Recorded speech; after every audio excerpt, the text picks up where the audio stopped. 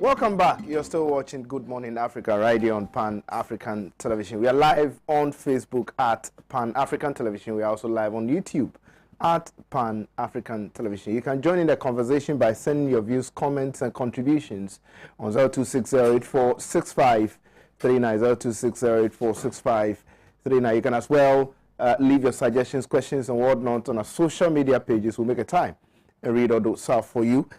Before I introduce my guest for this morning, let me take you through stories that we are going to be discussing on the show today. The African story, we'll be looking at global, community to support Africans' economic recovery from COVID-19. Ghanaian Times captured that one on page 5. Global community to support Africa's economic recovery from COVID-19. Also, National Cathedral Project suffers setback. Education Minister rubbishes discussion on students with dreadlocks. The Inside newspaper captured that story. And Appiah is in Ghana's interest, says Finance Minister Designate Ken Ofori-Atta. Yesterday, he was before the committee in Parliament. He was vetted. He would have to continue today, and that is where he made these comments that Appiah is in the interest of Ghana. Appiah that the Special Prosecutor Martin Amidu said is fraudulent, and that the country should not, Parliament should not approve it. Well, Ken Ofori-Atta says otherwise. He says that Appiah is in Ghana's interest. We'll see whether or not Appiah is indeed in Ghana's interest. I've been joined in the studio by Honorable Alhaji Appiah Fuseni, Member of Parliament for Sagnarigo constituency, and also Moses Ambem Yerimambo. Moses Ambem Yerimambo. He is the national organizer of the CPP, Convention People's Party. Good morning. Yeah. Thank you all so much for joining us. Thank you. Okay, I'll start with Honorable on the African story. This has to do with COVID-19, where global community is pledging support for Africa's economic recovery. Yeah, let me say good morning to your good self. Maybe before that, to express condolence to Kwame. Okay. On the demise of their grandmother. Yeah. And the relatives and well-wishers. In Islam, we say that it is Allah Almighty who gives, and it is only Allah Almighty who takes. So that's why we say in Islam, Kalu inna lillahi wa inna lillahi rajiun. Okay. From Allah do we come from, and to Him shall we return. So may she find eternal peace in the bosom of the Lord. A good morning to you, as I said, my brother and comrade Yerimambo. The CPP, I think this CPP has started very well. I listened to their press conference on attempts to denigrate the image and uncontested legendary status of Osagyefo Dr. Kwame Nkrumah. No matter what anybody does, they'll be swimming against the tide in an attempt to obliterate the shining memory of Osagyefo Dr. Kwame Nkrumah. I said it long, and I've said it many times, that Nkrumah is beyond Ghana. So if you are doing something in small, tiny country like Ghana, you are wasting your time. Nkrumah is a global icon. And the whole international community, just as I said, I went to Afghanistan in 1986. In a corner of Afghanistan, in a district called Bagram, a corner, that remote area. And then they at that time, they were not even familiar with Africans. So when they saw my black skin, and they were intrigued. And they came and they were asking, which country? I said, oh, Ghana. They were not recorded as Ghana. They said, the one who said, Nkrumah. In that corner, I was amazed. Yeah. In the remote corner of Bagram in Afghanistan, Osajifu Dr. Kwame Nkrumah's name was there. And you are sitting here wasting your time in Ghana, changing statues even at the AU to denigrate Kwame Nkrumah. You are wasting your time. These revisionists of the UP, they never learn. So I salute you guys for the wonderful work you are doing to keep the image of those. But what would anybody benefit from denigrating? I mean, they are trying to compare their political midgets to the towering stature of Osajifu Dr. Kwame Nkrumah. That's all that they want to do. They want to say that the history of this country cannot be complete if they don't elevate their uncles, they don't elevate their icons to the stature of Dr. Kwame Nkrumah. But it's a waste of time. No matter how the justice, no matter how big the leg is, it cannot compare to the thigh. So they are wasting their time. Let me say a good morning to your technical people and the Brichina people of the Sanaro constituency. Very well. To whom I say I always owe an irreparable debt of gratitude. Justice, I'm sure this COVID thing, at the risk of sounding repetitive, we have said that there's absolutely no doubt in anybody's mind that COVID has had its negative impact on many African economies. And ours is no exception. And I want to say that the panacea to Africa's economic woes, just as I've always said it, long before COVID, that our economies are not sustainable. Our countries are not viable. And I will go back and say it, Justice. Okay.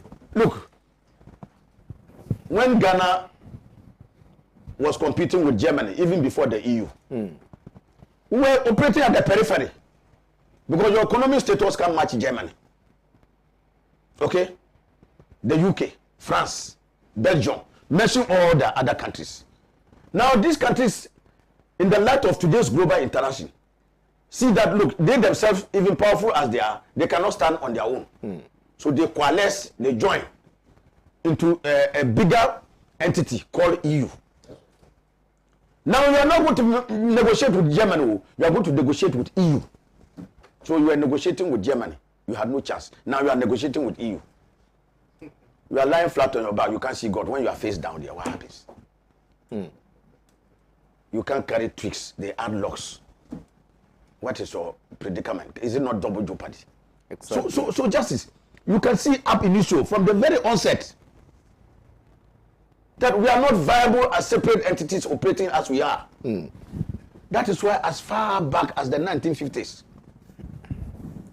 the visionary, legendary Osajifu Dr. Kwame Nkrumah said that the answer to Africa's economic woes lies in the integration of the African continent. So you seek political unity and all others shall be added. So if you got the African unity, Africa will now function as a monolithic whole. That's right. And will be able to negotiate. Because just the logic is very simple.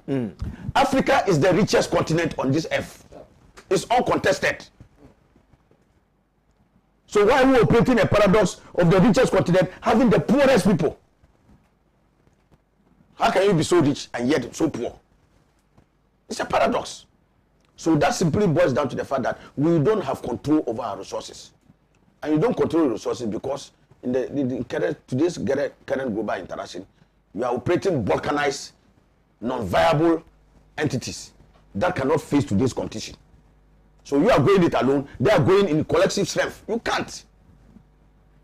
So African leaders who are content to sitting, I'm president of Ghana, small Ghana, I'm president of small Togo, I'm president of Nigeria, all small countries. You won't go anywhere. The EU, they have their model. Yes, they are leaders in their area, but they surrender some of their rights to the bigger picture that they integrate. And that one negotiates and brings benefits back. So justice, what you get for the economic viability of your people, it's a sum total of the strength you exhibit at the international level. So I will say that we can do everything that we want to do. Look, justice, how come that today you can't point to sometimes people even say South Africa. But what is South Africa? The runaway unemployment and crisis, that social crisis that South Africa is going through today, tells you that no African country is viable today. No. And so I will continue to say that that is the panacea to our woes. We say it every day, pay lip service, go to AU conferences, pass all the protocols and resolutions and others, and come back and nothing goes on. Because every head of state is content to sit in his country and taking his Oga in his place, so he's not prepared to surrender anything. And so long as we go on that level, I'm sorry, Justice, we can't see anything. Look, there is no freebies on the face of this earth. And I've always said, Justice, if somebody says he's giving you free lunch, he's fattening you for supper. There's nothing free on the face of this earth. Those who thought they were freebies, if in our country here, you see the water and the electricity. You see what is happening today. We said it at that time. There's no freebies anywhere. Somebody will pick the bill. Somebody will pay the cost. And so no member of the international community will like Africa and Africa so much that they are prepared to give us handouts and others, and for giving us economic packages that will liberate us from them. It is a truism, Justice, that the dependence of Africa on these European and other North American entities is a function of their growth and development. They have to find a way of keeping that dependency relationship so that they can milk the benefits and take it back to their people to better their lives. So the prosperity of the North is a function of the denial of dignified life in the South. I mean, when I talk North-South, I'm talking of the North as the league of rich countries, so-called rich countries, and we in the developing world in the South. That's the product. If you do it in social analysis, the periphery center analysis, they take resources from Africa. Today, every year, billions of resources, there's a net outflow of resources from Africa into the developed countries, when it should have been otherwise. Because the poverty levels are here. We are rather having a net deficit of resources going to them. And so, Justice, whatever loan they give you, and people don't know, many people don't know when you hear aid. Some people think that aid is some freebies they give you. In fact, aid is an economic package that is supposed to address a problem and ends up resulting in more resources leaving your country. There have been studies that have been made that have come up with findings that for every dollar these people invest in Africa, they take back 3. So are you better off? You are worse off. So Justice, yes, like the legendary Osagyefo recognized, the panacea of Africa's woes lies squarely in the hands of we the African people to take our destiny into our own hands. Having struggled for and won independence, we need to take the next step of coming together as African nations to fight for our collective good. So this thing about some people congregating to give Africa aid, Justice, mark it down. In another 4 or 5 years, you'll be talking of another aid, and talking of another aid, and more of the dependence. So it is nothing but to increase our dependence on those so-called developed nations. Nothing sustainable can come from that. Listen, I can tell you without any out of that those doing it, their fundamental motive is not because they like Africans.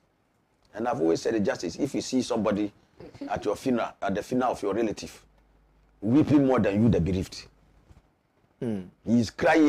You people say, even you, the family members, I say, Massa, who say, Massa, beg you, this one is enough. They say, I beg you, the pain is too much, let me cry. Watch him very well. All right, thank you so much. Motive. Thank you so much, Honorable. You're still watching Good Morning Africa right here on Pan-African Television. I'm sitting in for my brother, Kwame Osudan. So those of you who are in Cape Coast, if you are in Elmina, if you are in anywhere near Elmina, let's all go and support our brother, Kwame Osudan, so mourn his grandmother. He's currently there. Right after the show, I would also join to help our brother mourn. Anyway, but let me come to you, Mambo. Yeah, a very good morning to your cherished viewers. Very good morning to Senior Corporate ABA Fuseni. Very good morning to your humble self, Justice. My sympathy also goes to my brother, Kwame Usudanso. May the Lord strengthen you in these worrying times. In fact, Justice, 2 days ago, the Convention People's Party we put up a very strong press conference. Okay. What was the press conference about? It was barely because of one writer, as my senior will call a small writer in one corner, trying to distort the history of this country. What did the person write? The person was trying to attribute certain things to Nkrumah, which he wasn't. He wasn't. As Nkrumah was a dictator, that Nkrumah, falls down the PDA on the people of Ghana. Nkrumah wasted money on African countries. In fact, there were so many appalling things that we saw in that publication. And we thought that, yes, for us, history is very sacred. Okay. And history to be distorted should not be anything that should be entertained in this country. So we needed to set the record straight. Okay. And we did exactly that. Okay. It matters that if somebody will call the great Osagyefo a dictator. People keep on forgetting that it was the same Osagyefo. Those who are even in power now, who are enjoying. If it was not the great Osagyefo, they wouldn't have had this tradition that they are enjoying with. In 1957, Nkrumah passed the Avoidance of Discrimination Act. Why? Because then people formed political parties based on tribal lines, based on religious lines. We had the Ashanti, we had the NLM. So he saw that no, you couldn't form political parties based on traditional lines or tribal lines or religious lines. So he passed a law that it was illegal to do that. So they were forced to all come together to form the UP. And this has been a tradition which has changed from time to time, and now they have the NPP. So if today they are NPP, they should be very thankful to the man Osagyefo. Okay. So the man, from the onset, you could see that he was a man who wanted an open field, he wanted democracy, who wanted us to have, a very friendly atmosphere for us to compete politically. Are you, by the way, suggesting that the writer is a member of the New Patriotic Party? Well, I'm not suggesting so, but if you judge from what our brothers on the other side have done over the years, of course, you'll be pushed to say that indirectly or directly, they might have a hand in this. Because they've tried very hard since they came to power in 2017 to rewrite history. And they failed woefully in that attempt. So now, what do they have to do? They have to try and put them in books so that they can reorient the children who are going to be our future leaders, to write a story that the CPP was not a democratically elected party, that it was searching for Dr. Kwame Nkrumah was a dictator. And we think that setting the record straight was a good thing to do. When we did that, in fact, the publishers, the writer, they are shaking. They've already gotten in touch with us, but we are saying that it shouldn't end there. It is not just a simple apology. They'll come out with an apology, but we want the total withdrawal of those books, one, and we want the NACA board to be dissolved. Because before any publication or any textbook will come out, it means that it has gone through the mail. NACA has sanctioned it. So who did the proofreading at NACA? Gave the authorization for the books to be published and pushed onto the market. So we are saying that His Excellency the President, it is clear that they have distorted history, and this, as I said earlier, history for us is sacred. If that is the case, we are asking that the NACA board to be dissolved. It shouldn't always be like we've done a mistake and we are going to apologize and it ends there. No, it can't end there. So failure to dissolve the NACA board. We are going to we will continue pushing hard. We are never going to allow this thing to rest until the right thing is done. Will the CPP consider any legal action against the publishers? All other options are on the table, but we are trying to push hard because the publisher themselves and the writer, they have seen that they had fault. So if you write to us that, okay, you are sorry, what you did, you didn't take sides of the historical perspective and other things, then it means that somebody at NACA didn't do his job well. And we are saying that the whole board should be dissolved. Now, it will interest you to know. But NACA says they've not approved these books. Who says? So how did they get those standardized numbers? Because you get, before you get that number. Yes.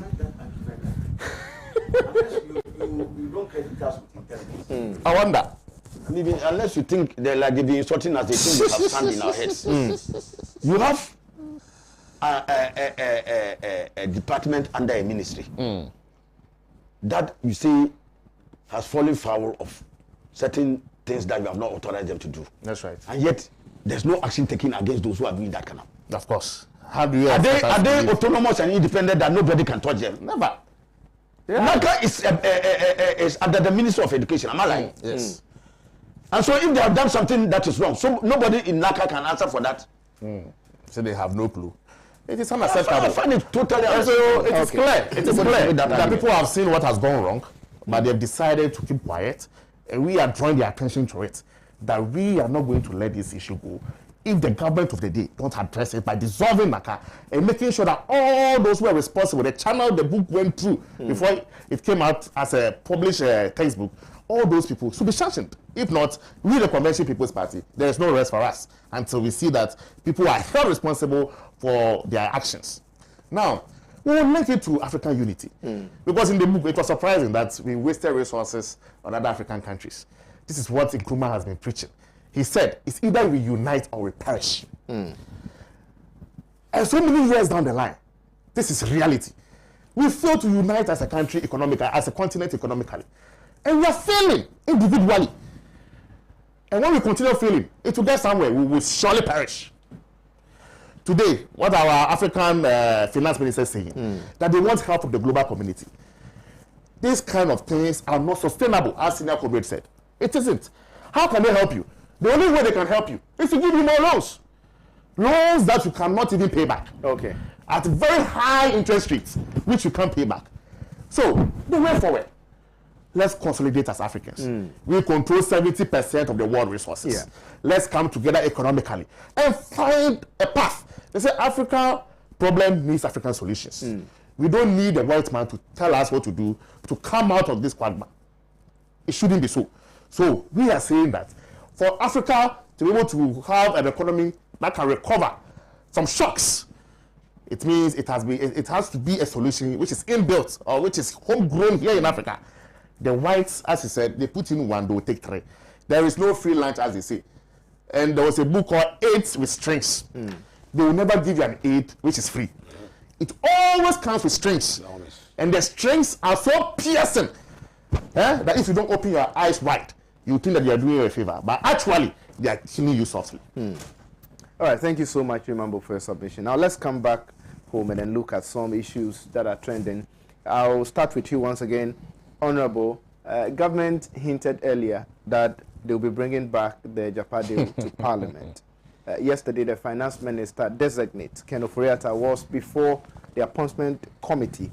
And along the line, he says Japa is in Ghana's interest. He said a lot of things, but I would want us to look at the deal as hinted by government, that they are bringing it back before you. Subsequently, with regards to what the finance minister designate has said, that the deal is in the interest of the good people of Ghana. Yeah, justice. They say that you don't rush to meet something that is coming. Stay where you are. You only go to rush to meet something that is going. Okay. This government, and especially the issues surrounding the finance minister, don't fail to amaze me. In fact, among others, the first one I heard was even more bizarre. He said that it doesn't take salary. Yes. And that, said that salary and per diems, it doesn't take. So that is one singular act of public service he has to showcase for Ghanaians. Even that one is contested, whether what is called salary, whether he's this as finance minister. When he's traveling, there are no costs incurred on him as finance minister. And I dare say that sitting here and knowing what has happened from reports that Parliament gets about the various ministry, department, and agencies, I can say without any iota of doubt that when he's traveling to transact business as finance minister, this country incurs huge costs. So that is debatable. But Justice, let me just say, this is a finance minister, number one, whose company, Data Bank, of which he's a founder, and perhaps even owner.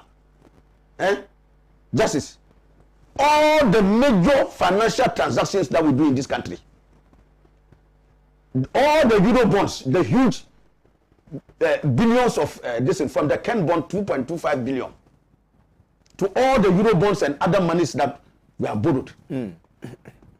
Data Bank is involved in the book running.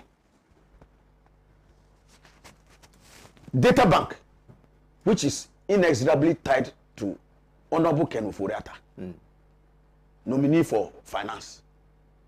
He's not finance minister. Former finance minister. If you say former finance minister, okay, yes. Yes, former finance. He's not the finance minister. Designate. Parliament has not approved him. But are you unless you're saying that Parliament would not approve him? Parliament has not yet approved him. But would you approve him? It is possible that Parliament will not approve him. Okay. It's possible. It's possible Parliament will not approve him. It's possible Parliament will approve him. So as we speak now, it's possible, but is a minority looking at rejecting? I am saying that decision will be made first and foremost by the leadership of my caucus. I am incompetent to make that decision. Okay. But I'm just indicating to you that the very fact that is there tells you that this prayer approval mandated by the Constitution of the Republic is what is working. So until that prayer approval is given, he is not a Minister of Finance. Understandable. Okay. So let's not drag them. And I'm saying that in every Eurobond, in every major financial transaction, Data Bank has his hands deep inside the pie.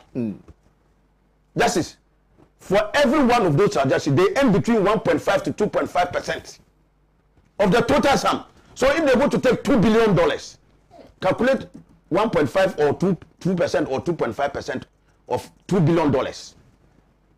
And then when you finish that one, bring it into cedis. That one, when you mention your jaw will even break.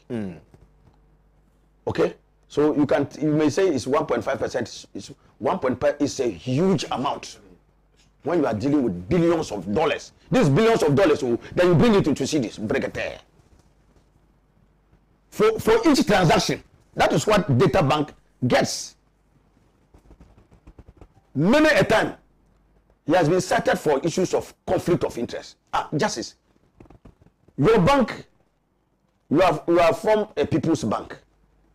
You are the owner.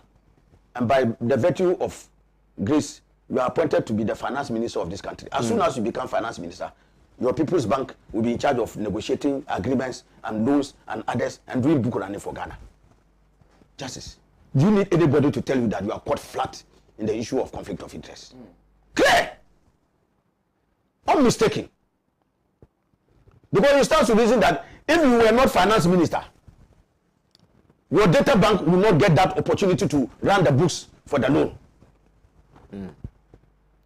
Before he became finance minister, we all knew the state in which Data Bank was.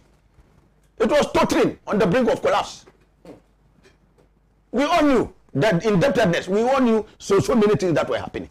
Today, they are running all the books, caught in clear conflict of interest, and earning billions and billions of Ghana cedis.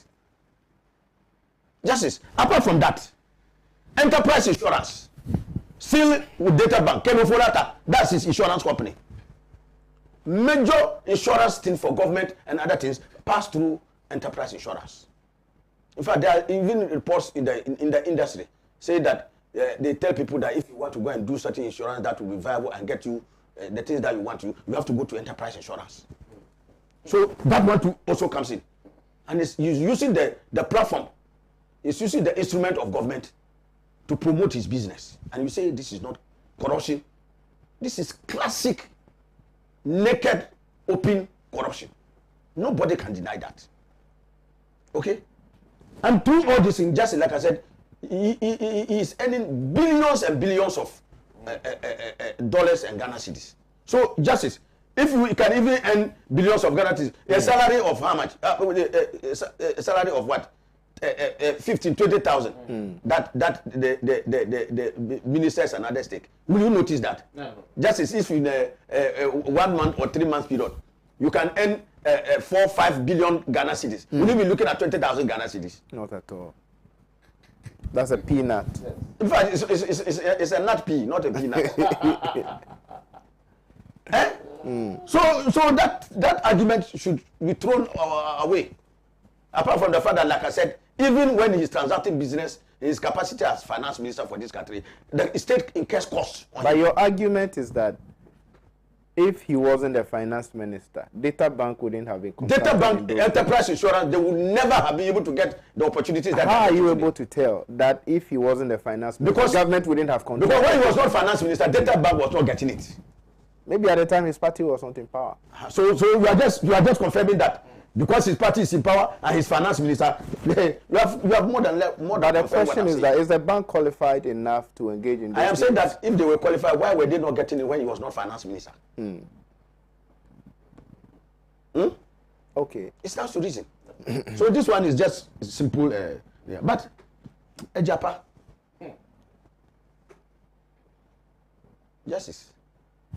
They say the fly that has no one to advise it follows the corpse into the grave. Exactly. And I'm sure you heard the president in the State of the Nation address. I feel so. I'm not surprised that this is coming from the Nana Akufo-Addo government. Because justice, I've said it, time without number, that when you make the hyena the caretaker of your crown, don't expect to come and find one animal alive. Their insatiable appetite for money is clear.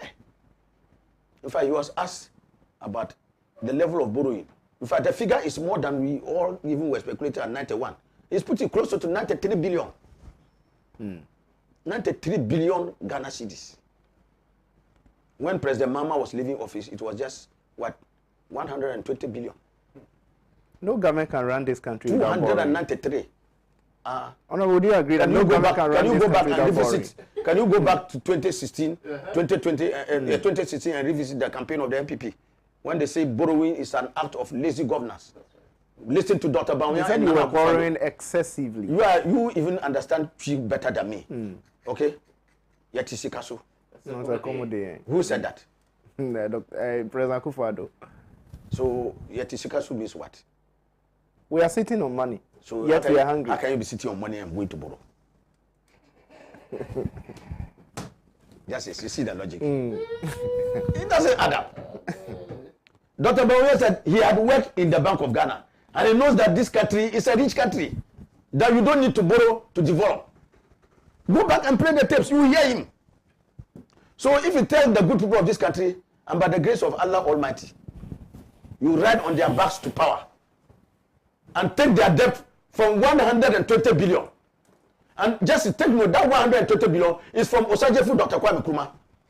If you are going to count government, Osajefu Dr. Kwame Nkrumah, the military junta that overthrew you, the Ankara, the Afri-First, then you come all the way to Buzia 69, the Achampong, you come down to Supreme Military Council, Akufu, come down to Rawlings 79, come down to Dr. Liman. Look, how many government? You will count the governments, all these government, justice, 120 billion.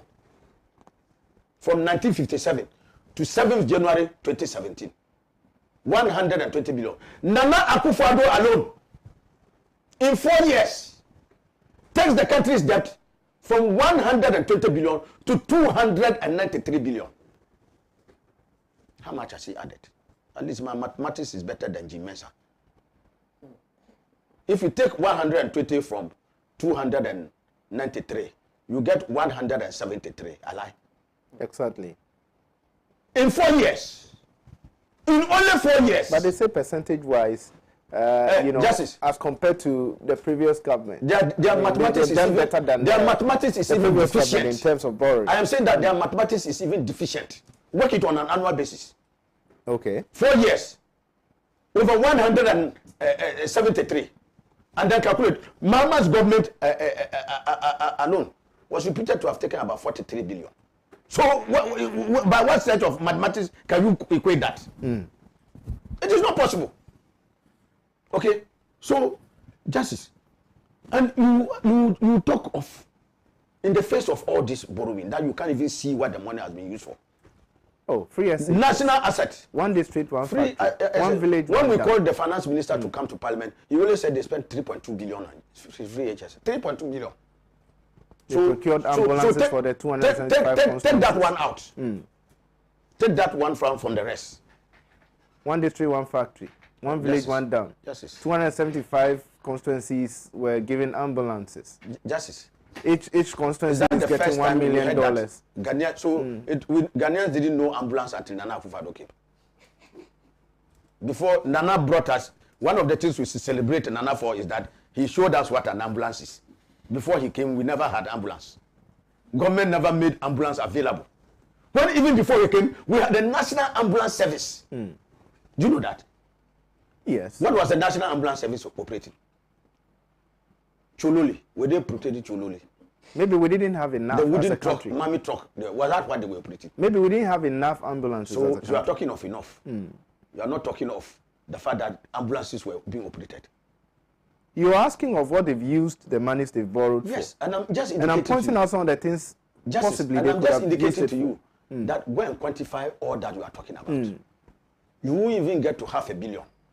I'm just telling you, for all the noise they made about free HSS, when the finance minister was asked to come to parliament to tell us the gargantuan money they have spent, 3.2 billion. Oh, that's all. All the noise. And even that, I can tell you that in the out of that, if you interrogate it, you find out that it may not even up to that. When MPP throw figures at you, don't be in a hurry to embrace them. So I'm just indicating to you that even then, that is what it has been. So Ejapa is so shameful that when this one was thrown out, Justice, even my colleague members of parliament on the other side, there were some of them who said, this one is too much. But according to Ken Ofori-Atta, yes, the special prosecutor was unfair to him, by releasing his investigations or the corruption risk assessment on the Ejapa transaction. In fact, he did that, according to Ken Ofori-Atta, the special prosecutor did that without giving him the chance to explain certain things. Justice, how many citizens of this country have been arraigned before court and given the opportunity to be heard before they were taken to court? You know, currently there are a number of functionaries, including the former Cocoa Board Chief Executive, Honorable Opuni. Yeah. Did they give him here? He's not a citizen of Ghana. Or in this country, Ghana now, the likes of Ken Ofori-Atta are super citizens and the law must make exceptions for them. Is that what we are saying? Well, to him, he is above the law. The special prosecutor has done a disservice to the democracy of this country. Yes, by that's what I'm saying. in that. So I'm just indicating that standard practice. Number one, let me make it very clear. The special prosecutor was doing a risk assessment. After which, when he finds it necessary that some offenses have been committed, we then go on with full investigations. And so it was possible that at the next level where he would have done the full investigations, he would have sought the input of those who were involved. So the man was putting the cart before the horse. If Ken Ofori-Atta's defense is that the man was unfair to him, he was putting the cart before the, because Martin Aminu had not yet even arrived at that place where he needed his input. He didn't need his input at that point. And in any case, Justice, if you haven't stolen, why are you running in a market? Is he running in any market? He's running in a market. Why? If Martin Aminu, the special prosecutor, was unfair to him and he had a good case, he should wait when he gets to the court, he can exonerate himself. Why is he running ahead of himself? It was a question that came up during his vetting. So I'm just indicating to you, it's hot air. But so this is scandalous to hand over colossal resources in addition over $2 billion. Justice. Of such a critical national asset to Ejapa. The first question you should ask yourself, what is the pedigree of Ejapa? When was Ejapa incorporated? Justice. It was incorporated less than even 2 months before they got this transaction. All right. Okay? What is their pedigree? Have they ever undertaken something of even 100,000 Ghana cedis before? What did Ejapa do to merit being given this huge management of our mineral resources? The revenue of the mineral resources that will accrue to this country. Where? Justice, as we indicated when the scrutiny came in Parliament, where was the due diligence done? No due diligence was done on Ejapa. No competitive bidding. How did Ejapa win that contract? No, kindly step down for me. No, I beg you, Justice. When you hold the tiger still, something will come after you. You either continue to hold it, because you can't leave it, you can't hold it. Justice. What pedigree? How did Japan land that contract? This country is anchored on law. A lie. Yes. There's a procurement law, and that unless there's expertise lacking, Japan cannot tell us that the whole of this country, it is only Japan that has the capacity to manage this kind of business. Long before Japan existed, there are very viable companies which could have done this work. Was it open for all of them to bid? So that if it was open for all of them to bid, and Japan won a competitive bidding, accepted. Was that what was done? So single sourced. No value for money was done, which is critical. In fact, one of the key components of any transaction to be passed is that there must be a value for money audit. It wasn't done. It was just conferred on Japan as part of the NPP government's policy of giving things to their cronies, creating companies and passing it over to their own companies. If you go back and look at the background of those who are Japanese, you see their cronies. They are just using surrogates as a face for some people to make money. That is it. So Japan is shameful, naked robbery of this country. Very shameful. And just as I just told you that even when it came, there were even some of our colleagues on the other side. And I can tell you just there are many decent members of the NPP who are members of parliament with us. And they detest some of this. Their only problem is that if you stand up and oppose it, they will cut off your head. If the party or the government sees any MP who is dead on this matter, they will finish you. In fact, they went after some MPs even in their primaries. After this, when we go out, I'll give you some names. And according to themselves, gave heavy doses of this to get those MPs out. Okay? So, naturally, at this, many people will be petrified to oppose. But they said this is a very bad deal.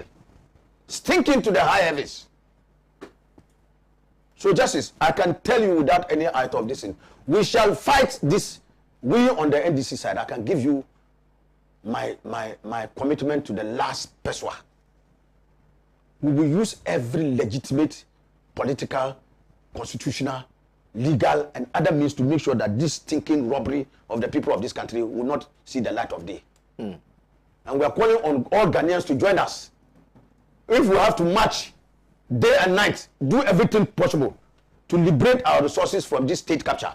Because we organize a press conference sometime and liberate state capture, where they are using the instrument of government to pass on state assets to their cronies. So that this one becomes an enterprise of friends and cronies. It should not be accepted. This Japan deal will be opposed to the letter. And no attempt to petrify members of parliament will be acceptable in this regard. I want to call on our colleague members of parliament.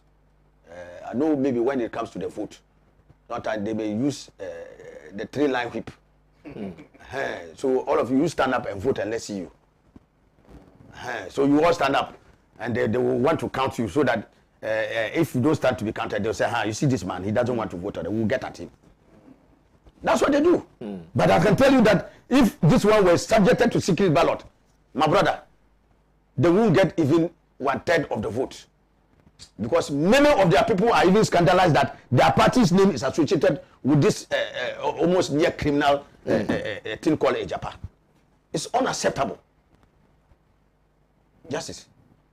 So Ghanaians must work to the reality that this is how our resources are being mortgaged on the altar of the selfish, egocentric interests of individuals. Thank you so much, Honorable, for your submission. Remember, Justice. a Japan. We've lost A Japan. And a Japan can never be in the interest of this country. Now, we'll go. Why do you think it cannot be in the It can interest never. of this I'm going to lay a foundation.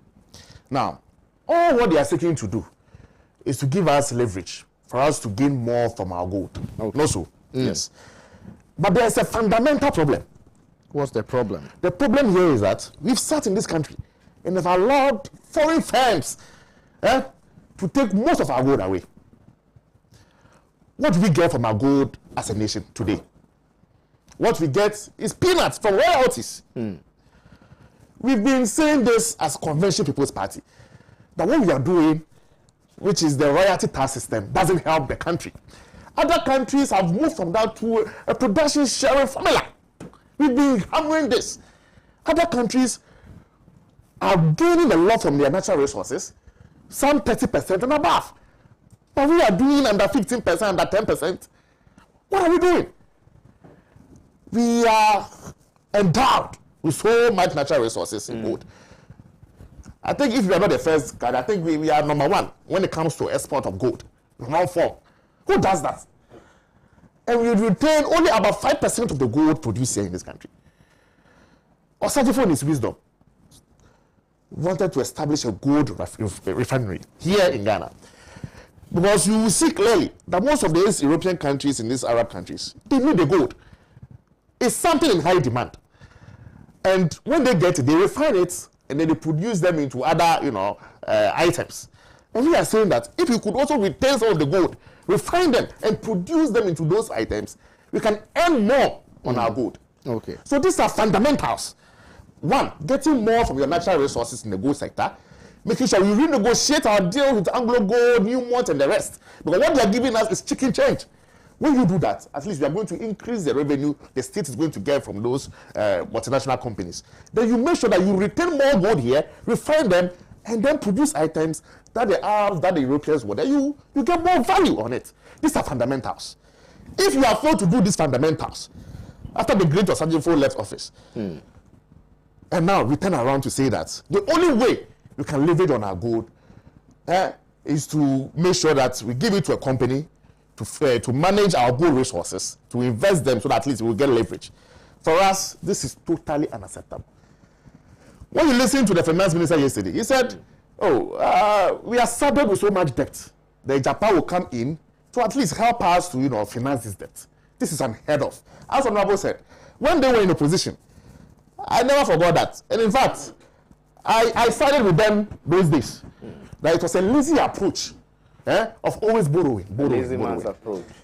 That we should move from borrowing to production. Excellent. Because that is what we believe in. Now, you came into power 4 years down the line. You've even borrowed more than any other government combined together. You see, we have a fundamental issue with the way we even borrow in this country. Nkrumah taught us that yes, you can borrow sometimes. But when you do that, invest it in strategic sectors that can repay itself. Or two, when you want to acquire a national asset that will be beneficial to the masses.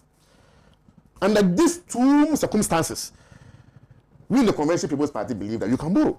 If you put it in strategic sectors that can repay itself in the near future, or you put it in, getting, something for the nation, that will be very beneficial to the masses.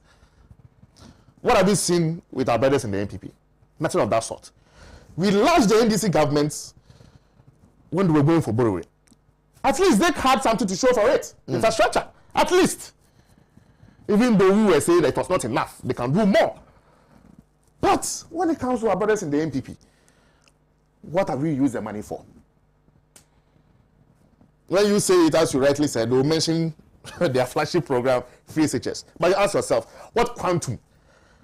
Free SHS, how much do we need to do free SHS? It's just a tiny drop in the ocean. So all those monies, you ask yourself, what did it go into? Are there monies that we borrow that in the next 2-3 years, just as we can say that we've invested it in sectors that can repay itself? No! We used it on consumption. Serious consumption. So I ask myself, what is the future of this nation? If we are borrowing not to invest in strategic areas, we are not, acquiring any national assets. So, and we are just consuming. And maybe paying retarding debt. There is going to be a cycle that will continue and will run from time to time. In Japan, in fact, I am surprised that the NPP government will have the audacity to bring this thing back to Parliament. Why are you surprised? I'm surprised. Because even judging from the numbers in Parliament. But I believe, Honorable, I believe your party had a role to play in this. Because they've seen that there is a leeway they can penetrate through Parliament. Because judging from the numbers, nobody would dare have brought this back. But they believe, from what has happened during the vetting stages, where it was clear that some nominees were not up to the task. When they were less than 137 MPs, they rejected it. What makes it 137 MPs now? Yes, yes, as you were saying, yes, they rejected it because even at that time, they rushed the document into Parliament. There were a lot of loopholes. Now they've sat down, trying deliberately to cover the loopholes. And they're going to reintroduce it, thinking that if you can get some of our MPs, some of the MPs on the NDC side, who they think that can collaborate with them, because they've done that for them. We saw it during the nominee, the vetting stage, where we saw that it was clear that some ministers were not up to the task. But we were surprised that they were able to pull massive votes for them to go through. So they've seen that there's something loose somewhere at the minority side. So they'll push it through and try and get some few MPs on the minority side, team up with them, then voila, they are true. So this is something I want our brothers and sisters in the NDC to open their eyes wide. When they fail us on the Japan, nobody should trust the NDC ever again in this country. And I'm putting this challenge. Everybody should listen to me. Honorable is if a Japan goes through, that means the NDC as a political party can never be trusted in this country. And we should hold them. We should hold them. Honorable, allow him. Allow him. You come in. You go ahead. So for me, I've thrown the challenge to you, you and your colleagues. Make sure that this will not enter. This cannot be in the interest of Ghana. As I said, there are fundamental ways we can raise money for this country using the goods sector or the mining sector. It is not through Ejapa. Ejapa is going to shortchange us. It's going to make sure that this company called Ejapa Royalties, they are going to enrich themselves in few years to come. And there will be a heavyweight where nothing will happen in this country if Ejapa Royalties, if they are not in. It means that they're going to have so much power, they're going to amass so much millions of dollars, like even we, all the other political parties, we are in great danger. Because when somebody holds a lot of the natural resources as a party or as an individual and controls that means, that huge investment as a country, then justice, we are heading towards disaster. Finally, I would like to say that Ghana is a blessed nation. And this nation has what it takes to do exploits. As far as we are concerned, what we are seeing now is like we are celebrating mediocrity in this country. The proposity, what Ghana can do, we are just seeing about 1% of what Ghana actually is. We have so much resources that when you think about it, you won't even understand. But look at the levels of poverty in this country. A time is coming where the masses will rise up against us, the political class. I've been saying this, and it is not a joke, because they are seeing a state where there is no hope for them. And when that time comes, Honorable, myself, all of us are in deep trouble. Because when somebody is fighting you, he has nothing to lose. He will fight you with all his heart and might. That time is very near. It's very near. It's a revolution. But that revolution, I'm urging the youth of this country, shouldn't be a revolution of guns and cutlasses. It should be a revolution of the mind, where we say MPP and NDC must go, for Ghana must work again. Thank you so much, Rimambo, for your submission. Let me take a few of it. Okay, Honorable, you would want to respond to some few things. So that I would read some of the messages. I share the concern that he's expressed. And especially when we take people for granted and think maybe you have political power, you can do as you please. Take note, especially Article 1 of the Constitution of this Republic, vests sovereignty in the people. And so when Ghanaians get tired and get angry, and especially the youth he's talking about, it's a very, very serious issue. That we must not, under any circumstance, take the patience and goodwill of these people for granted. And so there are so many scandalous things that you think because you have power you can do. You should exercise restraint. Because like he tried to say, people who have nothing to lose at the end of the day, if they decide to hit the streets, our people put it better. They say a man in tattered clothes doesn't need a second invitation for a fight. That's right. That's a good one. Because he is already there. So, but I want to respectfully disagree with my comrade when he put the odds on the NDC that if a Japa passes 137. Yes, because I'm sure you know we are 137. Yes. Assuming without admitting that all the 137 reports, an MPP has 137 plus an independent 138, and they all their 138 appear, they will pass it. No. Then the speaker then will have a role to play. No. Not to. Then the speaker doesn't take part in debate. No. So if the first deputy speaker presides, then it is a tie. But that's what I'm saying. I'm just indicating. Because he will not be allowed. I'm taking a scenario where Mr. Speaker is in the chair. The matter is before the House. There are so many ways. So I just gave you that example. So should it happen that way? All we 137 votes and all the 138 vote for it and pass the job. Will you still hold the NDC responsible? In choosing the speaker, the NDC. I want us to go systematically. Please. No, I will still. No, because there are so many ways we can do this. Honorable, please. Yes. Honorable, Yes. let me come in briefly. Yes. My point is, Yes. and I need not to have a position in this matter. Yes. But what I'm basically saying is that the NDC played a very significant role in choosing who the Speaker of the House would be. In fact, the NDC tried as much as possible to convince persons from the other side to vote for Abambagbe to be the Speaker of Parliament, of which happened. That's right. So in the case of a Japa deal, I believe that what the gentleman is basically saying is that the NDC has a significant role to play.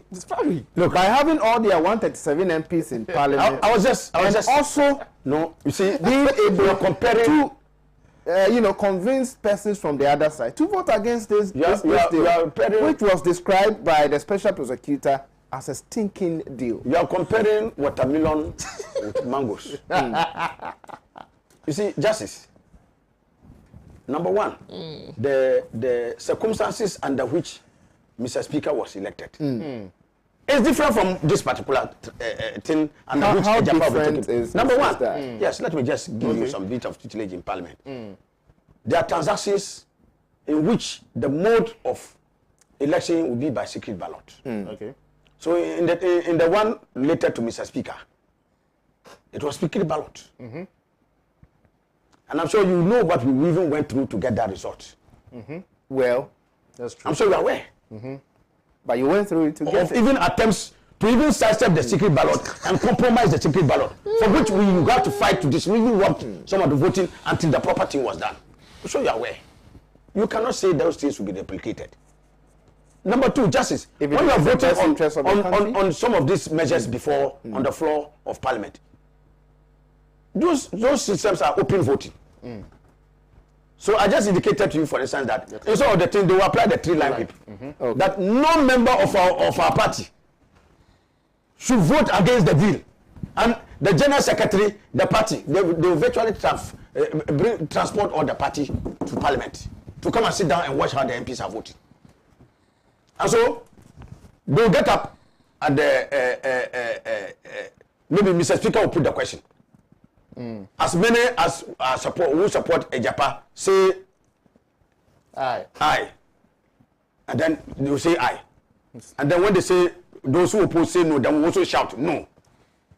So if the Speaker, first, if he rules that the ayes have it, we are likely to challenge the ruling. And by the standing orders of the House, in challenging the Speaker's ruling, you have to come by a substantive motion. So we may get the motion to call for a division in the House. That's right. A division is what? That we oppose what Mr. Speaker has. Because we believe that the numbers are not supportive of the voices. So there should be a head count. Then in that case, then they start the head count. So MPP will stand from that side, we will stand from our side. Then either if they do a physical counting or if they can't do the physical count, they take the register. Then they will mention names one by one. So when they mention the MPP side, then they'll take and you say it's voting for the motion. So they'll take to how many names they have. So if they do that, and they have 138, and we have 137, are you going to blame us? I'll blame. Why? Because Yes. there's something significant there. Yes. The NDC has the Speaker. No. Yes. Mr. Speaker does not take part in the debate of the House. No, he doesn't. Yes. But in case he says that, okay, a Japan deal, I don't think I can preside over such how do you call such a deal? I'm sorry, I want to excuse myself. Why, for instance, would you say the speaker would say he won't preside? No, he can. If he wants to. Mr. Speaker can. Then the first deputy but I'm just, you see, comes in. Yes, I'm just indicating.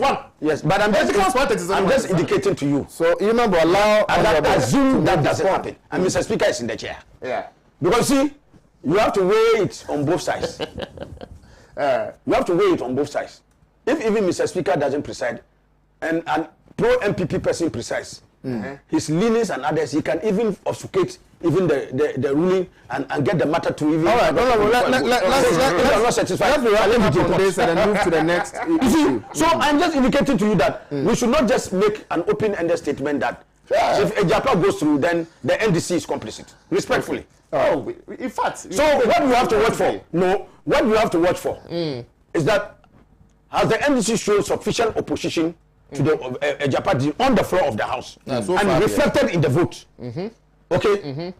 So if you can adduce evidence to show that the NDC people who lent substantial support to the Appiah to get it passed, so we have a situation. Then you can make that. Well, we have a situation. But I'm just indicating. Let's wrap up on this. 130 or 134. You see. Justice, it's important for me to explain. Justice is very important because there are people out there in the latest vote on the budget, on the policy. In fact, we are yet to vote again on the appropriations when they come. That's the most substantive vote. But the vote was 137 to 134. And there were people who were saying that, but NDC, how come MPP was able to mobilize their 137 people and you were? You see, in Parliament at every time, sometimes there are certain things which happen which the public is not privy. Well, number one, you see, the three people who were absent. But it is by the grace of God, Allah Almighty, that the first one I'm talking about who was absent is still alive. Because he was stricken with COVID and the condition was really very bad. And so there was no way, in fact, even movement is not something that he can. Okay? I don't want to be talking about somebody's condition. Very well. It was impossible for him to move to come and vote. So one vote out. Oh, well, let's wrap up on this. The other two. Topic. Honorable Sammy Mills. I'm sure you know the late Professor Mills' engineer brother. Yeah. You know, Professor Mills' sister, the one who comes after the late Professor Mills, died. And he is a surviving member of the family who was present to oversee the burial. The burial was being done at the time that we were even about to vote. So I'm sure you can see the situation in which he was. Honorable Benjamin Podo lost his mother. Podo was burying his mother at the time. I'm sure, you know the relationship between you and your mother. Me sitting here, that's right. My mother, if I'm too close people, my wife, but my mother is my best friend. Okay? My mother is, I can say, I owe substantially so much to my mother. That's right. That if something were to happen to my mother, I will not hesitate to abandon Parliament and run back to see to it before I come back. So you can see that in a similar situation where another colleague was caught in that thing, it was not possible. So that's how come. Right. So it is not as if a conclusion can be made that, oh, you see, three of the people decided to deliberate so that we lose a vote. No. Well, and if this gets into the public domain, this can poison the minds of people to let it look like people have been complicit in doing certain things. Right. So that is why it's very key. Thank you so much. Yes, I understand what you're saying. Let me take a few of our messages. This one says, fraudulent, decisive. Fraudulent preconceived poster. It's a shame we have the finest opportunity to save the future and we can't even demonstrate integrity enough. Paul Johnson, Said, sent in that one. My question is, the NDC MPs say one of them is sick. For how long will one be sick from COVID? We need to know if all of them are well, because we don't want to hear we lost the vote because someone is not feeling well. So if somebody is enough well, is enough with the excuses. It's not fair. Maria Adam sent in that one. So the speaker can't exempt himself to make both sides 137, 137. Philemon Soa, sent in that one. But I would not be surprised if NDC MPs accept it after it's been received, because they are not looking united in Parliament. Well, the person meant to say that the NDC MPs are not united in Parliament. Ken is looking very sick. He just wants to do 4 more for stealing to the Sakawa mafias. All right, thank you so much for your message. I have some few here on WhatsApp. Farouk Moro in Tema sent in that one. He says, bending of rules and regulations to satisfy some people's egoistic stance is the bane of Ghana's lawless society. Let's learn to respect rules and regulations that govern us. Honorable Ken Ofori-Attah's first half vetting yesterday was flawless and full of facts and figures. The Japan deal is clean and forward-thinking. Regards to Salam Mustafa, incoming MPP youth organizer. Farouk in Tema sent in that one. Good morning. Mr. Ofori-Attah's commitment to improving the state of the country's public sector keeps him going even without financial considerations. I will wish him all the best as he continues with his vetting today. My regards to Honorable Mavis Hawa Kumsin, Honorable Mustafa Abdul Hamid, and Honorable Alexander Afenyo Makin. Thank you so much, Tofik in Kaswa. Tofik sent in this one. Musa Abatwa in Kumasi says, good morning, Justice. I agree 100% with Honorable ABF Husseini. In fact, I'll be disappointed with Finance Minister if he goes through. Ken Ofori-Attah must be rejected simply because all the corruption and underhand dealings actually spearheaded by his office. His responses are not in the interest of Ghana. Defended controversial Japan deal and PDS tells you that they are in government to enrich their friends and families at the expense of the taxpayer. Well, let's see how it goes. Interesting times ahead of us. But this time around, I'll start with you, Irmambo, on this issue. Education Minister rubbishes discussion on students with dreadlocks. I mean, you've listened to this, you've seen this on TV and all of that. How brilliant some of these kids are. Unfortunately, we are rejecting them because they are in dread. Your take on that? Yeah, well, for me, as a part of a cadets, so the Krumais, I find that to be a little bit very surprising. Why? Because when we talk about dreadlocks in nature, they are natural. You see, if we are saying that we don't want the children to put on any artificial elements or artificial items, I will understand that. Okay. But when it comes to dreadlocks and those things, these are natural. So it becomes very difficult to say that you don't want anybody to be in his or her natural element. It's a very serious thing. Now, over the years, a lot of schools have their own rules and regulations that we must all abide. You will see that they say, yes, girls of school going age must cut their hair before they go to school, maybe from primary 1 or from GHS. I asked myself, what was the motivation behind those kinds of regulation? I believe one of them was that when female students do their hair, they look so mature and so attractive for people to, call them or to, become, how do you call it, attracted to them. Now, that logic over the years have failed. Why? Because you see female students still having their hair cut and people still molest them. We have a lot of cases over the years where people have molested school-going children who don't have their hairs on, but they've cut their hair. So the motive or the inspiration that, yes, if the female student is in a full-grown hair or his natural elements, is going to attract suitors, I believe over the years has fallen flat. Now, what is the correlation between having your hair as a natural dreadlocks and not being able to obey school regulations or not being able to be, a very smart student? There is no link in there where you can say that when female students do their hair or when people come out with their dreadlocks to school, they are able to perform in school. There's no study that has shown that. So I believe that moving forward, we have to look at the pros and cons. I'm not saying that by so we should allow students to go and put on Brazilian hair and Peruvian hair. No.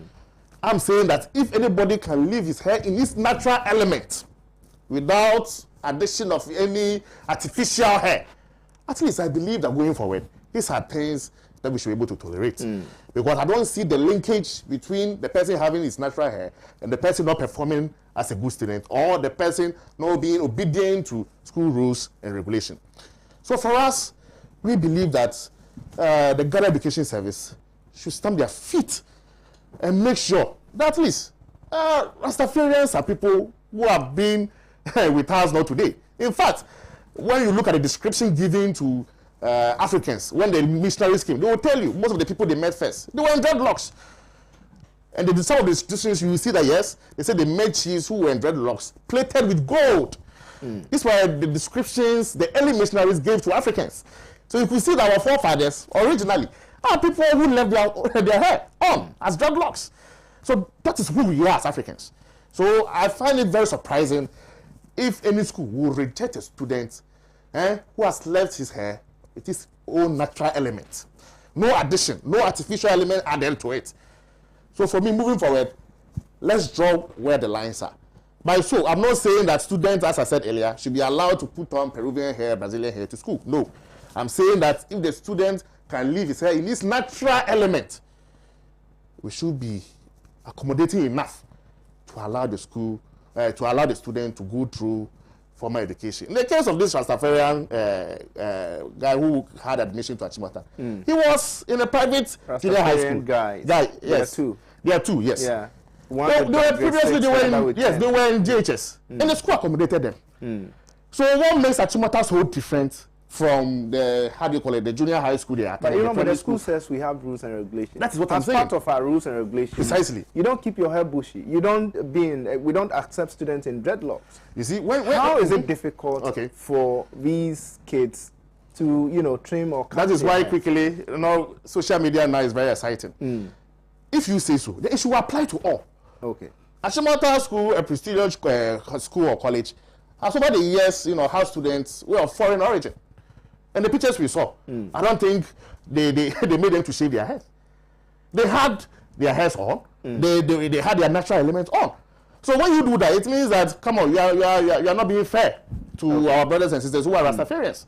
If you want to be strict to the latter, then make sure that these foreigners, when they are also coming into the school, they also cut their hair. But that is not the norm in Achimota. Foreign students are allowed to leave their hair on. So I don't see where that issue lies. I'm saying that if the student is, is able to keep the hair, all the natural elements, without any addition of artificial elements, he should be allowed to go through the education system without any hinges. So for us, we believe the Ministry of Education, GES, should sit down critically and look at this issue and make sure that we have, universality when it comes to all this, because some schools are accepting, others are not accepting. That is not the way to go. Let's have a stand on it. The issue is that St. John's that admitted the two other siblings of the gentleman has also asked the other two to go and trim their hair before they come back to school. So unfortunately, look at this. This is a very sad development. Yes. Because hitherto you've accepted the student because you feel that yes, it will have no impact on their learning, it will have no impact on disciplinary issues, and you accepted them. And you heard that Chimota has denied, and you're also trying to. So that is where I believe the Ministry of Education comes in. GES, they have to be strict. Let's draw the lines. Who are supposed to be admitted with the natural looks or not? We should have a common stand. Not that some schools are doing A, others are doing B. I believe moving forward it will not help. But the GES itself has backtracted on it. Of course, and that is very disturbing. Yes. Because initially they issued a directive to Achimota to accept. Exactly. And later they turned back and did otherwise. So we believe that we should hear from the minister. The minister should come straight, because what he's saying, we don't see the head and tail of it. And we know that there's a final determination to the matter. It will interest you to note that female students, whenever they go on vacation, quickly, what do? They try to leave their hair on. Just vacation, sometimes 2 weeks, 3 weeks. Yeah. They try to leave their hair on. So it is. I'm just reflecting on this thing, saying that is it that they find the haircuts they put on in school to be very demeaning to themselves, or what is it? Because the small opening they have, you see most of them leaving their hair bushy. So these are things I believe that we should relook at and revisit and make sure we have common stance on them as a country. Thank you so much. I mean, Honorable, somebody was saying that if a headmistress of Achimota Senior High School is in Brazilian hair and would not want or would not allow a student in his natural hair to attend school because he has made it dreadlocks, then he tells you Maybe how part of the answer. Don't. One is a student. One is a. but it doesn't change it doesn't take away the fact that the headmistress is still living is still having a certain colonial mindset. You can deal with the moral, philosophical, and other issues surrounding that. But Honourable, specifically, some of your colleague members of Parliament, it looks as if are in support of what the headmistress of Achimota Senior High School has done. What's your position on that? Okay. Let me ab initio say that the Constitution of the Republic of this Republic abhors discrimination on so many grounds. Okay. Race, religion, tribe, all right. So, I mean, this can come under the ambit of religion, that you cannot discriminate against anybody on account of the person's religious belief. So, ab initio, I think that we ought to ensure compliance with the Constitution and the laws of this country.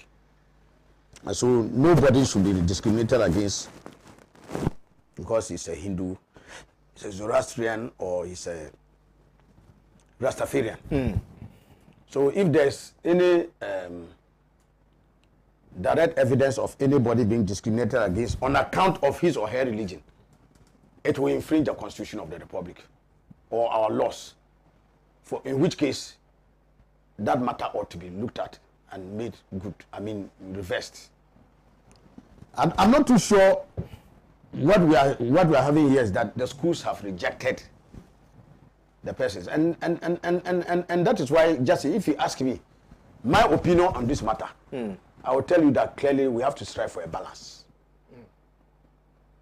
A balance between protecting the constitutional and fundamental human rights of everybody, including Rastafarians and everybody, so that they are not discriminated against, versus the need to protect the disciplinary code in our schools. We should be careful. We should be very careful. You see, Justice, if anybody is allowed to wear any hair on campus as a student, now what happens tomorrow if Muslim youth come? We are entitled to grow beards as a tradition of religion. Would you allow Muslim students to grow their beards on campus? But we are always fighting for Muslim women to be allowed to be in hijab and all of that. I just asked a question. Let's answer it before we bring another one. Would you? Would that have a if you wouldn't pose any threat or problem? But that's what I'm saying. That would we, first and foremost, before we look at the effect, would we allow? Because as you are saying, the balance. For me, so that's what I'm saying. That you see, Honourable, what threat or problem? Yes, that's what would one growing beard pose to a school? You see, so that's what I'm saying. That, you see, it's because dreadlocks. I'm just coming. You see, that's why I said that we should be careful. Because you may very well open the Pandora's box. If you allow some behavior to crop up, that others can then look on and say, oh fine, then we also have a right to do this. Another group, we have a right to do this. Very soon, the rules and regulations that guide students' behavior and conduct on campus will be noted, in all honesty. So while I think that we don't have any a right to discriminate against Rastafarians or any other person on campus, we must also not lose sight of the fact that our schools are institutions of learning, teaching and learning. The students basically have to be taken through a certain disciplinary code. That's true. We are going to train them under a certain environment. Those environments must be sanitized in a manner that the students are not perceived like adults. Like, why? If you go to university, you can wear your dreadlocks up to your feet. Who can touch you? But in a secondary school where the environment is different, we must not equate that. And that's why I say, yes, you cannot discriminate against Rastafarians. But in the matter of certain dress code, because you see that as part of a dress code. In a matter of a dress code, do the schools have some leeway of determining how students may dress and appear. Yes, the schools have. Otherwise, if you are taking the dress code and how students appear away from the schools, you have chaos on campus. You have chaos in our secondary schools. Because somebody can get up, and if he says that his religion tells him that he should wear a pant and go to classroom, and he wears a pant, he comes out. That's extremist. No, you see where you are going. No. And he gets there's not even no religion. No, who tells you that? Which religion? Do you know how many religions are that coming to this? You don't know what today religion. Today is in the remember, we don't have enough time. Allow today, with the proliferation of so many things that are going on, you cannot. But before I was just saying. So if somebody gets up and he decides to dress because you are supposed to wear the school uniform, and he says, "Me, I won't wear school uniform. I'm going to dress in a queer way and go to class." Will it be allowed? Now, before we go on that tangent, you see, so I'm saying that I just want to draw your mind on something. Article 17, Clause 2 of the 1992 Constitution, talks about discrimination and the fact that groups of persons and all of that, based on gender and all of that, should not be discriminated against. And then, when you come to Article 1-2 of the 1992 Constitution, it talks about the supremacy of the Constitution. And any law found to be inconsistent with any provision of this Constitution shall, to the extent of the inconsistency, be void.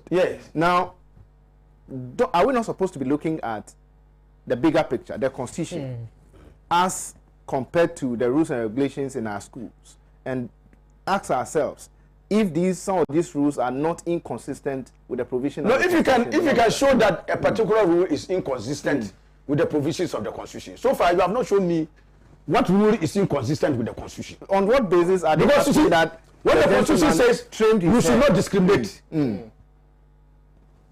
What it says is that I'm a Rastafarian. I want admission into Achimota. They say, oh, because you are a Rastafarian, we will not admit you into Achimota. But that is discrimination. That is the point right now. No, foreign students also have it. So I'm coming. What is the issue at Achimota Senior High School assistants now? The gentleman is being discriminated against. No. He's not being allowed. No. Because he's in dreadlock. That is why I say I go for admission because symbolizes the gentleman was not denied admission. Was he? They knew he was a Rastafarian. They didn't deny him admission. But they didn't know it was a computerized system. So when they saw the appearance. So I'm saying that. So you can't have this. No, but when they saw the appearance, they said, hey, you are a Rastafarian. We won't admit you. We have withdrawn your admission. But what are they saying? Then you can make no. In effect, what are they saying? Please, let's be fair. In effect. Remember, wait a minute. Let's be fair. Even they didn't know, and he appeared on campus first, and they saw that you are Rastafarian, and say, hey, you are Rastafarian. We have withdrawn admission. Go, we won't give you the admission again. Then you can, what you are saying would then apply. But what did they seek to do? But I'm telling you, the school did not say, because you have come and you are a Rastafarian, we have withdrawn your admission. Your admission is still there. But the manner in which you have appeared, it contradicts certain dress code and disciplinary code of our... in effect? So in effect, you are a student here. So the foreign go and comply with conditions that we do for all our students and come back. So what we are saying about this other thing, about others, if there's evidence that others are... I'm sure you've seen other students who was... I'm saying that remember, the fact that others break the law, it's not an excuse for you to break the law. But this one is not... No, because what we are saying is that... appeared in its natural element. No, the argument we are still making is that... Natural element. Some people are breaking the law. So it's also fine for me to also break the law. I'm talking about discrimination. But that is discrimination. That's discrimination. So I'm saying that... So if there's evidence of discrimination, let's make sure that discrimination is taken away. And I'm telling you... It's not the same as saying that this one cannot be rectified. No, but I'm telling you... Allow me. That's my point. I'm telling you that I have seen pictures of white children who are in their hairstyles just as they are.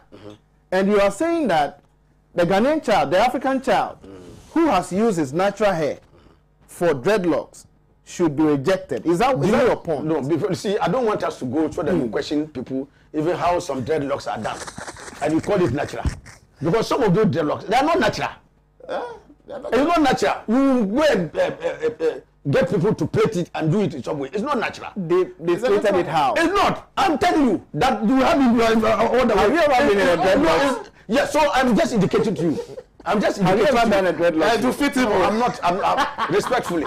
Exactly. I have. So how are you able to tell that it wasn't their natural hair? I have immense respect for Rastas like any other descent, and I'm very tolerant to any religion, any people with any persuasions. But I am saying that let us be careful. Okay. Justice. Because you see, your son may just go to secondary school and imbibe a certain culture or behavior, and the school cannot. But why is it that put their feet on Accra Academy is also a secondary school? Yes. They have admitted a Rastafarian guy in the school. Yes. Until 3 days ago, yes. St. John's Grammar yes. has also admitted 2 siblings of the gentleman who has been rejected. I'm just saying that. At Okes, another Rastafarian guy has been. I'm saying that if the school. How is Achimota Senior High School? If the school doesn't want to enforce its disciplinary code or its dress code in a certain manner, it's not the same as another school has no right to enforce its disciplinary code. You cannot. If Accra Academy doesn't want to enforce and Achimota wants to enforce, why would you find it wrong with Achimota? Oh, no, don't you think that it's because of the perception we have about people in dreadlocks? That should have been the main reason why the headmistress of Achimota Senior High School would want this gentleman. I'm just saying that maybe in the estimation of the school, dreadlocks may offend the disciplinary code and the dress code that the school has. Did they tell the good people of Ghana? No. Did you see their code of conduct and all of that? Their rules and regulations. Did they have to spell that one in your prospectus for you? It may so. I'm just indicating to you that when you come and the school says that, gentlemen, the code, the dress code of this school or this says that it's like this, like this. You, notwithstanding the fact that you are dancer, you have your right to be admitted here and you have been admitted. You cannot be discriminated against. But this one offends our dress code.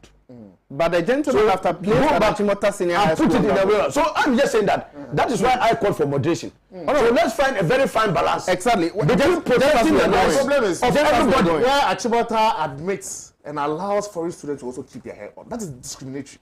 Exactly. Yes. You see, but then I'm saying that. But before we I'm saying that it is possible, for instance, that they may say that if you come and your hair is very long and others say, go and cut your hair. In fact, the parent teacher association. I'm telling you that even the foreigners, I want to draw your attention on something. In the first case, I just know you are not having issues. Let me address this issue. At first, the Parent Teachers Association of Achimota Senior High School has defended the reason why they will allow foreign students in their hair. I am saying different styles. I am saying that. But on the same way rejecting a Ghanaian student or an African student. Respectfully, while some Rastas have natural hair, some are not natural. You know it. So if you can distinguish that, I'm coming. That's okay. You see, so the headmaster has no expertise. You distinguish between natural and let's get going. So let's get going. So to a very large extent, most of them, let me say many, are not natural. Okay. You have to go and do the special dreadlock and others. There are some who have it naturally. But I'm sure this gentleman went through a lot of processes even for those before even getting to campus. Those Caucasians, even those Caucasians who come from Europe and others with long hair. Sometimes when the school can say, look, your hair is low, go and cut it. In 2015, you know what? So I would say, and that as part of the moderation I am calling for.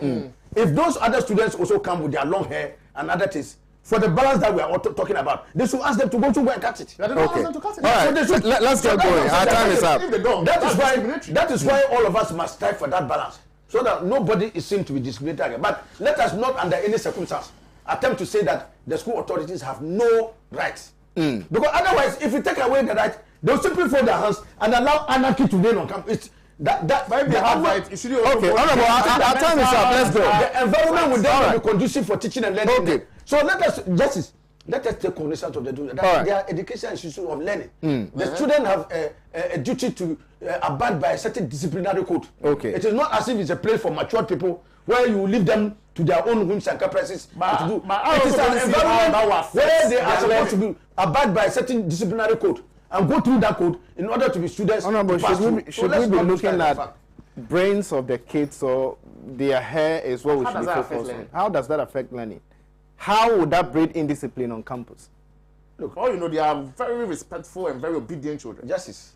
You see, this is a guy who has attended school with the dreadlocks from primary to JSS. You yourself, he has never influenced anybody. You admit he has when you were in secondary school. When you were in secondary school, the discipline in your days It's not the discipline. You didn't tell me how dreadlocks will breed indiscipline. Can you admit that?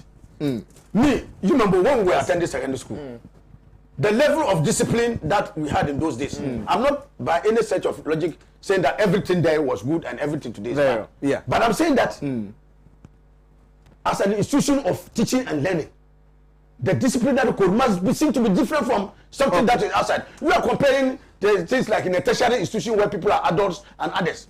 Free range. Okay, but this environment cannot be free range. Let me read this out. And they need a certain level of protection. Now we are going not on natural looks. So that's in 2015, this is Angel Kabono, who is the NAGRAT president today. And this is what he said about Caucasians, in our schools, why they are not allowed to cut their hair. When Caucasian students cut their hair to the level of black ladies, it makes them look very ugly, and it can even affect their looks. So Caucasian students are not allowed to cut their hair. I respectfully disagree with There's you. no rule in GS. There's no rule in GS concerning Caucasians in Ghana because we are not Caucasians. We are Negroes. Angel Kabono, NAGRAT president. I disagree with him. Laws are not made. Are not made from what part of the world you come from. This is what he has said today. Yes, I will not read this out. No, I'm just saying that must throw it away. This is what he has said today. No. To take up. This is what he has said today. I am surprised and very disappointed that the Ghana Education Service bent the rules for these Rastafarians. When the Ghana Education Service begins to make these exceptions, they create chaotic situations in the schools for we, the teachers, to manage. If you stretch the frontiers of these, you will have problems. So they didn't have to limit it to only Rastafarians. Why would the rule change today when it has to do with... Yeah, so that's why I told you... with the Ghanaian or an African. I didn't even want you to finish reading it. Because I told you that the point you was making for me was nebulous. All right. Rules are not made for people depending on what part of the world you come from. Okay. School rules are school rules for everybody. And so we should all be bound by it. And that is why we are telling you that we've seen Caucasian students at Achimota Senior High School in different styles. Some are in dreadlocks. If their hair is in a manner that is unbefitting of the school standard of the school, they should go and cut it. So now would you admit that what they've done to the Rastafarian guys is discriminatory? I'm just saying that. For me, would you admit? I will not. I'm not admitting or failing to admit. Okay. No, what I'm just telling you is that okay. Just if there is a flaw, if they have not done something that is right, I will not stand here and defend them. Okay. Because they have no right to discriminate against anyone. All right. So what is good for the Rastafarian is also good for the Caucasian. Okay. So if you are asking them to cut, and the Caucasians also have hair that you think is also flaws of school, let them go cut it. All right. They should all cut it. Okay. Because the school environment, let us be very frank, the school environment is not a place where you allow free for all. Anybody can wear. Justice, if somebody decides to carry a pot to classroom as part of his African tradition, will you allow that? You see, so very soon we will get to very bizarre. This is where the environment for teaching and learning will be gone. All right. So there needs to be some discipline. Thank you so much, Honorable, for your submission. Yeah, so if there are grounds in which they are discriminated against others, let's address those grounds. Thank you so much, Honorable. Yes. But I don't see how, dreadlocks will breed indiscipline on campus. That is the question you didn't answer, unfortunately. How would dreadlocks breed indiscipline? And affect their learning. And affect learning. How would that do that? How would that breed indiscipline? What's the linkage? Massa. It's like telling me that if I wear a pant, if I decide to wear pant to class. No. How does that happen? No. Yes, I decide that if a child decides that today you won't wear school uniform, you wear only a pant and come and sit in class. How does that affect you? Are you aware that? So you don't know that when you're sitting in the class, people will be looking at you dressed in the pant. Are you aware that? Are you aware that people will be looking at the hair? And you don't know that. Are you aware that the code of conduct, the rules and regulations of Achimota you know that if you have do not dreadlocks in class, they will look at you. Students with dreadlocks. Maybe the first 2 days will look at you. Thank you so much, Honorable. This is the time we'll allow us on the program. Make a time with us same time next week. My name is Justice Appiah, and I've sat in for Kwame Osudanso. Mr. Prosper Mensah, who is one of our cameramen here at Pan-African Television. Today is your birthday. Happy birthday. The whole of Pan-African Television, the Morning Show crew, we say happy birthday to you. And tomorrow is your daughter's birthday, Emefa Mensa Dogbache of UCC, Faculty of Law, in Nkrumah Hall. That's your hall. Happy birthday to you, Emefa. Your father says we should wish you a happy birthday in advance. Well, this is our time will last once again. Many thanks to the crew. Thank you so much, Honorable, for coming. Thank you so much, Remember, for coming. My name once again is Justice Appiah, and I've sat in for my brother, Kwame Osudanso. Goodbye.